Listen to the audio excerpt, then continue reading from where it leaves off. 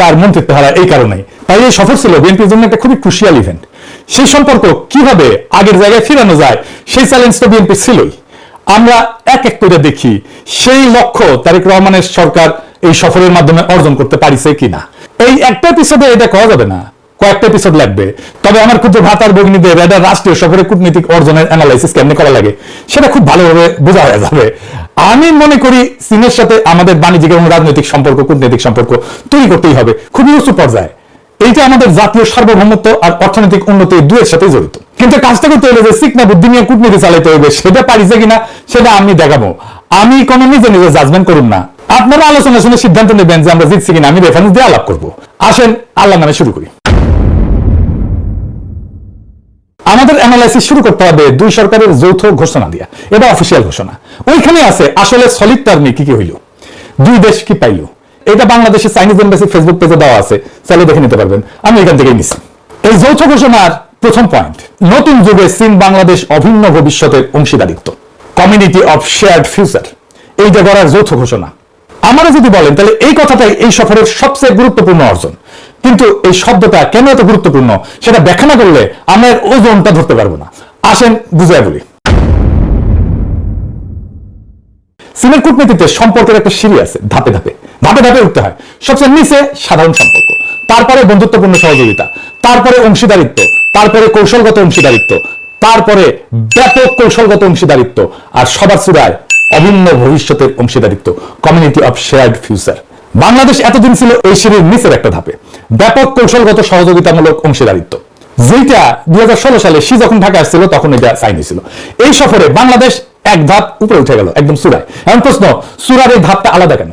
কারণ নিচের ধাপগুলো বোঝায় সম্পর্কের মাপটা কতটা ঘনিষ্ঠ, কতটা গভীর, কিন্তু চূড়ার ধাপটা বলে দেয় সম্পর্কের প্রকৃতিটা কেমন। অভিন্ন ভবিষ্যৎ মানে শুধু আমরা বন্ধু না, আমরা একই নিয়তির অংশীদার। তোমার ভবিষ্যৎ আর আমার ভবিষ্যৎ একই সুতায় বাঁধা। গ্লোবালি এই অভিন্ন ভবিষ্যতের ঘোষণা চীনের জন্য খুব বিরল না। চীনের Laos, Cambodia, Myanmar, Pakistan, Cuba, মধ্য এশিয়ার দেশ অনেকের সাথে এটা করছে। তাই এইটা ইউনিক কোনো সম্মান না, এটা চীনের একটা সম্প্রসারণশীল কাঠামো। কিন্তু নেপাল, শ্রীলঙ্কা, মালদ্বীপ, ভারত, পাকিস্তান, বাংলাদেশ, এদের মধ্যে চীনের সাথে সর্বোচ্চ সম্পর্কের জায়গায় ছিল এতদিন শুধু পাকিস্তান। নেপাল না, শ্রীলঙ্কা না, মালদ্বীপ না, ছিল শুধু পাকিস্তান, চীনের জানের ভাই। আজ বাংলাদেশ সেই তালিকায় দ্বিতীয় নাম হইল। তবে চাইনিজদের এই শব্দের খেলা কিন্তু খুব মজার। আমার পিএইচডির কাজের একটা পার্ট হইতেছে চাইনিজদের এই পলিটিক্যাল কমিউনিকেশনের ভাষা ইন্টারপ্রেট করা। মজা লাগতেছে না? এই শব্দের খেলা থেকে আরো একটা মজার জিনিস দেখা দিই। এই অভিন্ন ভবিষ্যৎ, এই বন্ধনের মধ্যে আবার কিন্তু স্তর আছে। এদের মধ্যে আবার স্তর, ডিমের মধ্যে ডিম, মানে পেঁয়াজের খোসা খোলার মতো এক খোসা খুলবেন আর এক খোসা, আর এক খোসা খুলবেন আর এক খোসা আসবে। অভিন্ন ভবিষ্যৎ ঘোষণা দিয়েও চীন প্রত্যেকটা দেশের সাথে একটা আলাদা বিশেষণ যুক্ত করে দেয়। কম্বোডিয়ার সাথে চীনের বর্ণনা হচ্ছে অল ওয়েদার অভিন্ন ভবিষ্যৎ, মানে সব আবহাওয়ায় বন্ধু।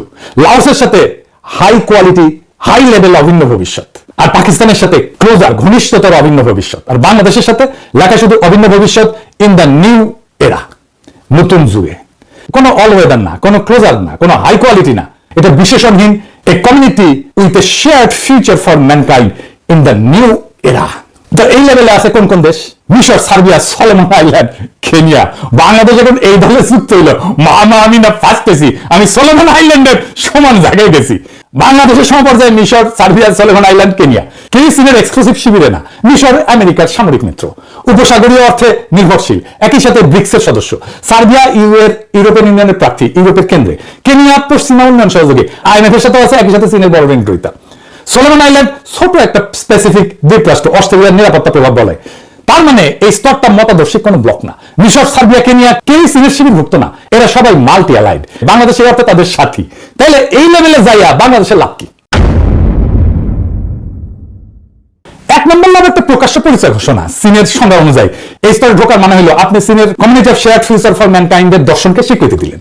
এখন আমার ক্ষুদ্র ভ্রাতা আর ভগিনীরা কবে, দাদা এই কমিউনিটি অফ শেয়ার্ড ফিউচার এটার মানে কি? এটা খায় না মাথার দেয়? আক্ষরিক অনুবাদ হইতেছে মানব জাতির অভিন্ন নিয়তির সম্প্রদায়। নামটা শি জিনপিং আনুষ্ঠানিকভাবে চালু করে 2012 থেকে 2013 সাল। আর 2017-তে এটা চীনের সংবিধানে কমিউনিস্ট পার্টির গঠনতন্ত্রে ঢুকে যায়। তার মানে এটা নিছক স্লোগান না, এটা চীনের আনুষ্ঠানিক রাষ্ট্রীয় মতাদর্শ। শি জিনপিং চিন্তাধারার কেন্দ্রীয় এটা স্তম্ভ। দর্শনটা কি? মূল দাবিটা হইতেছে পৃথিবীর সব দেশের নিয়তি পরস্পর সংযুক্ত। তাই একটা অভিন্ন ভবিষ্যৎ থাকতে হবে, যেখানে সবার নিরাপত্তা, সবার উন্নয়ন, সবার সমৃদ্ধি ভাগ করা হবে। পারস্পরিক সম্মান, উইন উইন সহযোগিতা, সভ্যতার বৈচিত্র্য, কেউ পিছায় থাকবে না। এর সাথে যুক্ত শীর্ষ একটা গ্লোবাল ইনিশিয়েটিভ। কি global development initiative, GDI, global security initiative, GSI, global civilisation initiative, GCI, আর সাম্প্রতিক গ্লোবাল গভর্নেন্স ইনিশিয়েটিভ। কিন্তু আসল রাজনৈতিক বিষয়বস্তু একটা মোড়কের নিচে, একটা বিকল্প বিশ্ব ব্যবস্থার নকশা, পশ্চিমা উদারনৈতিক আন্তর্জাতিক ব্যবস্থার পাল্টা ব্যবস্থা। পার্থক্যগুলো দেখেন। পশ্চিমা ব্যবস্থা কি বলে? যে সার্বজনীন মূল্যবোধ আছে, মানবাধিকার, গণতন্ত্র, তাই না, যা সব দেশের জন্য প্রযোজ্য। চীনের শেয়ার ফিউচার বলে প্রত্যেকটা সভ্যতার নিজস্ব পথ আছে, কেউ কারো মূল্যবোধ চাপাবে না। শুনতে উদার, কিন্তু এর কার্যকর অর্থ হইতেছে মানবাধিকার বা গণতন্ত্র নিয়ে আমার সমালোচনা করতে আসলে এটা আভ্যন্তরীণ বিষয় হস্তক্ষেপ বলে আমি দাগাই দিব। আমি পরের এপিসোডে চীনের পঞ্চনীতি নিয়ে কথা বলবো। শেয়ার ফিউচার হলো পঞ্চনীতির আধুনিক বিশ্বায়িত সংস্করণ। দ্বিতীয়ত, এটা আমেরিকা কেন্দ্রিক বিশ্ব ব্যবস্থার বিকল্প, মাল্টিপোলার ওয়ার্ল্ড, জাতিসংঘ কেন্দ্রিক ব্যবস্থা। এই শব্দগুলো মানে আমেরিকার একক নেতৃত্বের অবসান, আর এমন একটা ব্যবস্থা যেখানে চীনের ভেটো ক্ষমতা আছে এবং প্রভাব আছে, এবং যেটা বড়, অর্থাৎ মানব জাতির অভিন্ন নিয়তি শুনতে সার্বজনীন, কিন্তু কাঠামোগতভাবে এটা চীনকে কেন্দ্রে রেখে একটা ব্যবস্থা। আচ্ছা, আবার আগের আলাপে ফিরে আসি। তো 2 নম্বর সুবিধাটা কি? এই জায়গায় ঢোকার, এই স্তরে ঢোকার প্রতীকী সুবিধা। কূটনীতিতে এই পরিভাষা কোনো কংক্রিট সুবিধা আনে না সরাসরি, কিন্তু চীন প্রতীক দিয়ে কাজ করে। যখন চীন বলে তুমি আমার অভিন্ন ভবিষ্যতের অংশীদার, সেটা ভবিষ্যৎ লেনদেনের একটা দরজা খুলে রাখে। বিনিয়োগ, ঋণ, কূটনৈতিক সমর্থন, এটা একটা সম্পর্কের মর্যাদা, যা পরে নগদে রূপান্তরিত হইতে পারে, নাও পারে। 3 নম্বর কি? আঞ্চলিক বার্তা। এটি বাংলাদেশের জন্য সবচেয়ে তাৎপর্যপূর্ণ। দক্ষিণ এশিয়ায় এতদিন শুধু পাকিস্তান এই পরিবারে ছিল। বাংলাদেশ যোগ দেওয়া মানে ভারতের ঠিক পূর্ব সীমান্তে আরেকটা দেশ প্রকাশ্যে চীনের পরিচয়ের কক্ষপথে ঢুকে গেল। ভারতের জন্য এটা একটা কৌশলগত উদ্বেগ, আর বাংলাদেশের জন্য এটা একটা লিভারেজ। ভারত পশ্চিম এদের সাথে দর কষে যেতে কইতে পারবে আমার কাছে বিকল্প আছে, এটা একটা দেখানোর কার্ড থাকলো হাতে। এই পয়েন্টে আমেরিকার প্রতিক্রিয়া কি হতে পারে সেটা নিয়ে পরের এপিসোডে আমি আলাপ করবো। তবে পুরোটাই নির্ভর করবে বাংলাদেশের কূটনৈতিক মুনশিয়ানার উপরে। ভিয়েতনাম আমেরিকার সাথে ঘনিষ্ঠ নিরাপত্তা সম্পর্ক রাখে, আবার একই সাথে বিপুল চীনা বিনিয়োগ টানে, কারণ দুইটাই তার সামলানোর সক্ষমতা আছে। আমাদের আছে কিনা সেটা আমরা দেখবো। এইবার আসেন 2 নম্বর পয়েন্টে। 2 নম্বর পয়েন্টে লেখা আছে দ্বিতীয় বিশ্বযুদ্ধের ফলাফল রক্ষা, ফ্যাসিবাদী এবং সামরিকবাদী পুনরুত্থানের বিরোধিতা। এটার মানে কি? এটার মানে কিছু বের করতে হবে, মানে না বুঝলে হবে না। শুনেন, এটা মানে না বুঝলে এটা ভিতরে না ঢুকলে হবে না। এইটা আসলে চীনের জাপান বিরোধী অবস্থানের ক্ষেত্রে আমাদের সম্মতি নিয়ে নিল। কেমনে? এই শব্দগুলো নিরীহ শোনায়, কিন্তু নিরীহ না। এটা খুলে বলি, কারণ এটা না বুঝলে আপনি বুঝবেন না বাংলাদেশ এখানে কি সই করলো। সামরিকবাদী পুনরুত্থানের বিরোধিতা মানে এই শব্দটা চীনের কূটনীতিতে একটা কোড। কাকে নির্দেশ করে? জাপানকে নির্দেশ করে। চীনের বয়ানে জাপান হলো দ্বিতীয় বিশ্বযুদ্ধের একটা অপরাধী দেশ, যে এখনো ঠিক মতো অনুতপ্ত হয় নাই, আর যে আবার সামরিকীকরণ করতেছে। আর যৌথ ঘোষণায়, কায়রো ঘোষণা এবং পথদান ঘোষণার উল্লেখ আছে। এটা একটা কোড, কারণ চীনের যুক্তি এই দলিলগুলোতে বলা আছে তাইওয়ান চীনকে ফেরত দিতে হবে, মানে দ্বিতীয় বিশ্বযুদ্ধের ফলাফল রক্ষা তাইওয়ান চীনের। আর আজকের প্রেক্ষাপটে যুদ্ধোত্তর আন্তর্জাতিক ব্যবস্থা রক্ষা মানে চীনের ভাষা এটা মানে আমেরিকার নেতৃত্বাধীন ব্যবস্থার বিরোধিতা করা, জাতিসংঘ কেন্দ্রিক ব্যবস্থার পক্ষে, যে জাতিসংঘে চীনের ভেটো পাওয়ার আছে। এখন আসল প্রশ্ন, এই জাপান বিরোধী, পরোক্ষ আমেরিকা বিরোধী ভাষায় বাংলাদেশ সই করলো কেন? জাপানের সাথে বাংলাদেশের কোনো বিরোধ আছে? নাই তো। উল্টাটা, জাপান 5 দশকের বেশি সময় ধরে বাংলাদেশের বৃহত্তম দ্বিপাক্ষিক উন্নয়ন অংশীদার। স্বাধীনতার পর থেকে $32 বিলিয়ন বেশি সহায়তা দেয়। মাতারবাড়ি সমুদ্র বন্দর করতেছে, বাংলাদেশের প্রথম গভীর সমুদ্র বন্দর জাপানি বানাইতেছে। চীন সোনা দিয়ে একটা গভীর সমুদ্র বন্দর বানাইতে চেয়েছিল, ভারত, জাপান আর আমেরিকার বিরোধিতায় সেটা বাতিল হয়ে যায়। আর জাপান মাতারবাড়ির কাজ পায় চীনের বিপরীতে একটা ভূ রাজনৈতিক জয় নিয়ে বাংলাদেশে। তাইলে দাঁড়াইলো কি? যে জাপান বাংলাদেশের সবচেয়ে বড় উন্নয়ন বন্ধু, যে জাপান চীনকে হারায় বাংলাদেশের বন্দর বানাইতেছে, বাংলাদেশ সে জাপানের বিরুদ্ধে চীনের কোডেড ভাষায় সই করে আসলো। এটা বাংলাদেশের চিরাচরিত অবস্থান কিন্তু না, চীনের ভূ রাজনৈতিক বয়ানের ভাষা সে গ্রহণ করলো, যেটা বাংলাদেশ নিজের স্বার্থের বিরুদ্ধে গিয়া গ্রহণ করছে। এটা বাংলাদেশের তাবর ডিপ্লোম্যাটরা বুঝলো না, নাকি ধূর পটায় দিলেও চায় না। এমন প্রশ্ন আসতে পারে, এটা সাইন করলে বাংলাদেশে কোনো ক্ষতি হইল?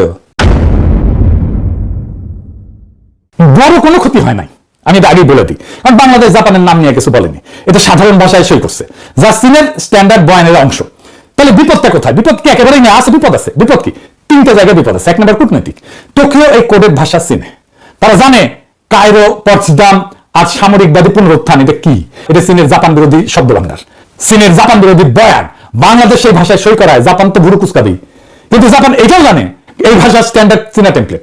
চীন প্রায় সকল অংশীদারকে এইটাতে সই করায়, তাই জাপান সম্ভবত এটাকে গুরুত্ব না দিয়া প্র্যাকটিক্যাল সম্পর্কতে মনোযোগ দেবে।